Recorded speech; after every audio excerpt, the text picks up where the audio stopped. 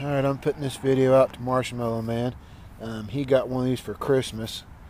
I've been waiting on the battery. Finally got the battery.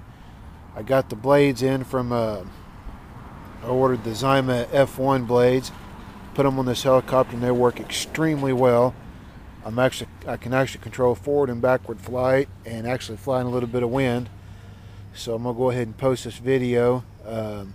And these are the last mods I'm going to make to this helicopter. It's time to move on to a newer one.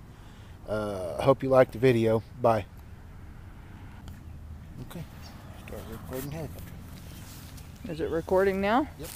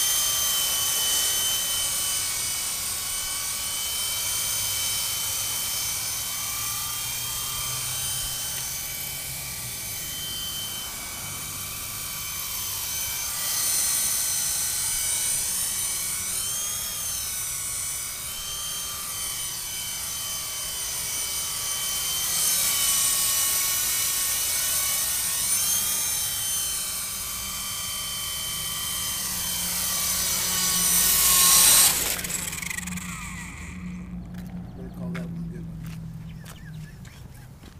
See, now I'm